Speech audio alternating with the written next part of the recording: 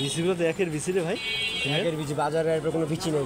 হ্যাঁ, একের বাজারে আর কোনো বিচি নেই। তুললে কম ঠম দিয়েন না, কম ঠম দিয়েন না। কম দিমু কি, আমি পাগল পাইছে। হ্যাঁ হ্যাঁ, দরকার দুটো বাড়াই দেবেন, তাই না ভাই? বিচি দেখে তো খাইলে শান্তি মনটা রে ভাই। ভরে যাবো খাইলে। এটা তো ষোলা বিচি, ষোল।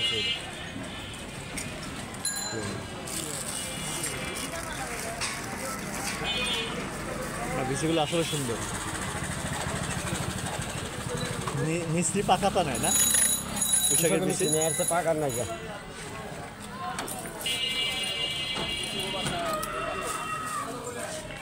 আপনি ফলো করে লেখেন দিছি। হ্যাঁ, এলে তো ডাক সিগন্যাল দিছি আপনারে। এনে বাসে কোনোখানে দোকান পাইবেন না। না না, এই বিচি নাই ভাই, আসলে নাই। এই বিচি আনবো না, তো কেউ আনবো না। আরে ভাই, আমি তো কি কইতেছি বুঝেন নাই?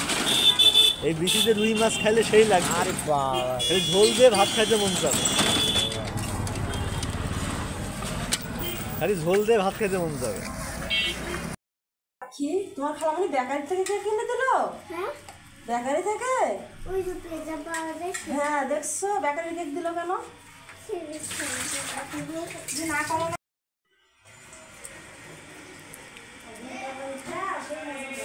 কে তাই?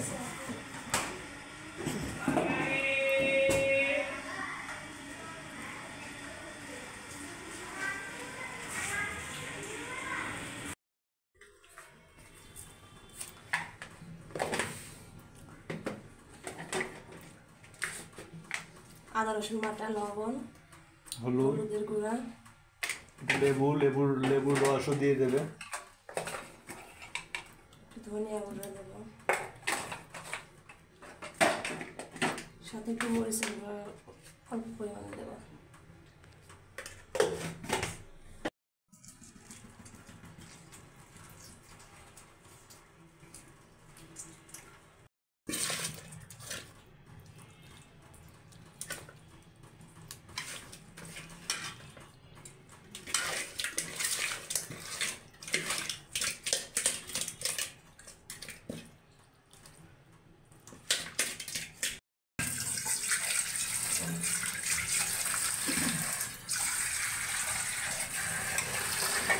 করছি না, করছি না।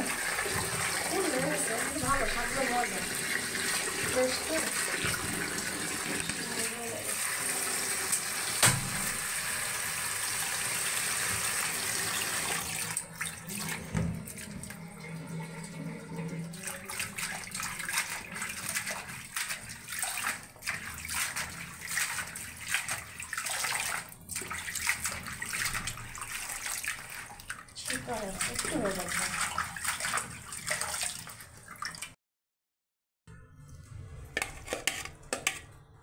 না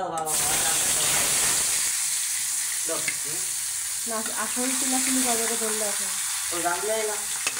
ওই জিনিসও জানবে না, দেখছে না, ওই দেখছে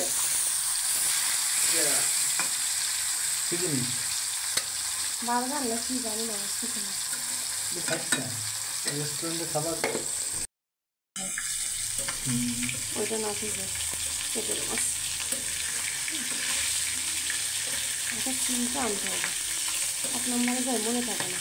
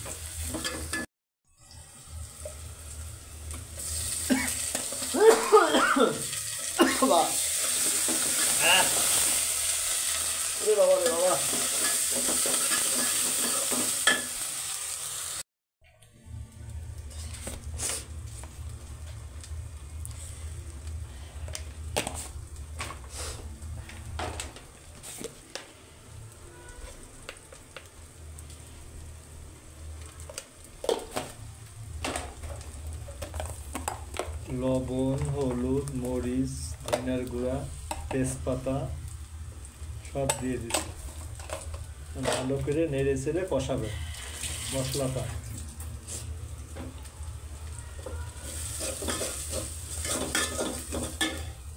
পানি দিয়ে দিল, মশলাটা ভালো করে কষাই নিল।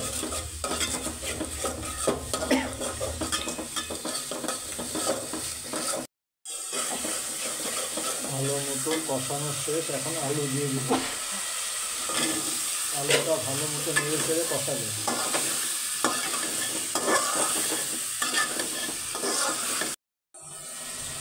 আলুটা সিদ্ধ হয়ে গেছে, এখন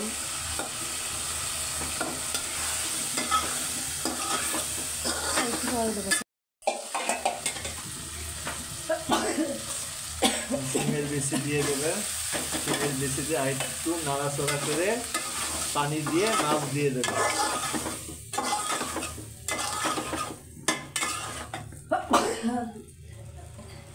কষাইতে কষাইতে হেসি কাশি হয়ে যাচ্ছে। তরকারিটা না কষালে খেতে ভালো লাগবে। দেখে আনা। টমেটোটা কেটে নিতেছে, তরকারিতে দেবে টক টমেটো।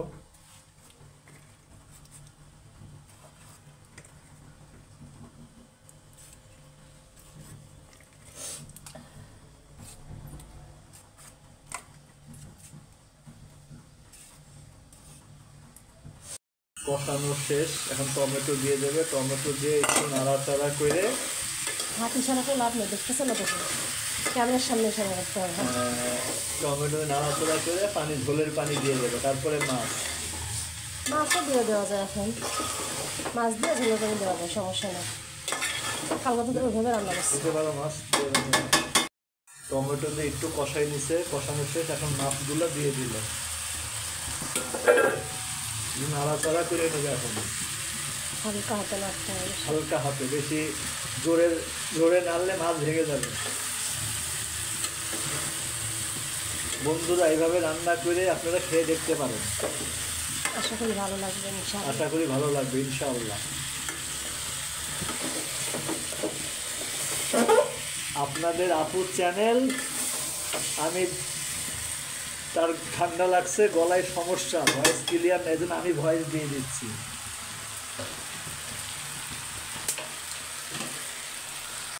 পানি দিয়ে দেবে,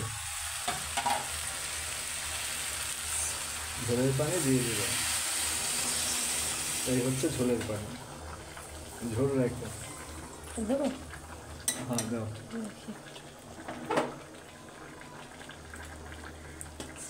বেশি করে ঘন হয়ে যায়।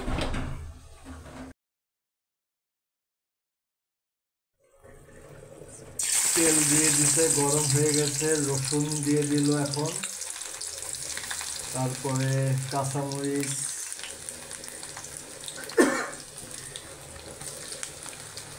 কাঁচা রসুন দিয়ে দিচ্ছে। লাল শাক রান্না করবে। এই হচ্ছে এই সাইডে আবার তরকারি। এই যে তরকারি অলরেডি বলক চলে আসছে। কাঁচামরিচ দিয়ে দেবে কয়টা, পরে শাকটাকে বসাই শাকটা বসানোর পর কাঁচামরিচ দিয়ে দেবে। দিয়ে মশলাই রসুনটা তেল দিয়ে ভেজে নিতে। এখন পেঁয়াজ দিয়ে দিল। পেঁয়াজ, কাঁচামরিচ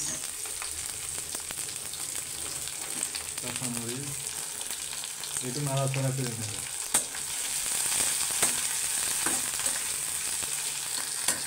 এখন শাক দিয়ে দেবে, লাল শাক।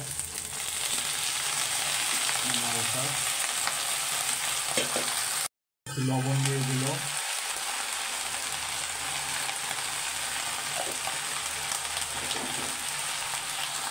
লবণ দেওয়ার পর একটু নেড়ে চেড়ে দেবে, উল্টাই দেবে, দিয়ে ঢেকে দেবে। লাল শাক হইতে সময় লাগে না, 10 মিনিটের ভিতরে হয়ে যাবে।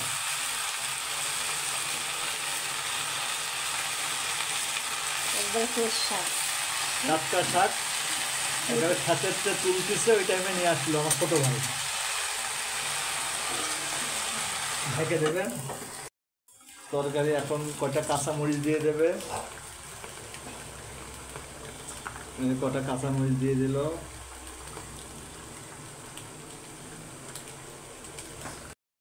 এখন দিয়ে দেবে জিরা গুঁড়া, জিরা ও এলাচি জিরা ও এলাচের গুঁড়া দিয়ে দেবে। এখন তরকারি হওয়ার কথা 3 থেকে 4 মিনিট লাগবে।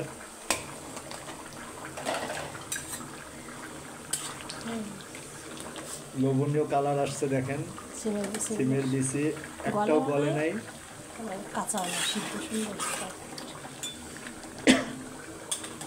আমাদের মাছের তরকারিটা রান্না শেষ। যদি এইভাবে রান্নাটা যদি আপনাদের ভালো লেগে থাকে অবশ্যই লাইক কমেন্ট সাবস্ক্রাইব করে দেবেন। আর অনুরোধ থাকলো আমাদের পাশে থাকবেন।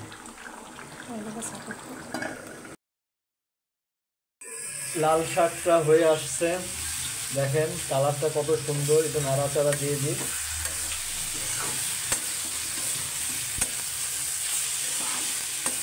আমাদের আজকের মতো রান্না শেষ। রান্না করতে সময় লাগে না, রেডি করতে সময় লাগে। এই হচ্ছে লাল শাক, সিদ্ধ হয়ে গেছে, একেবারে কচি শাক, একেবারে কচি। দেখেন কত সুন্দর লোভনীয় কালার আসছে।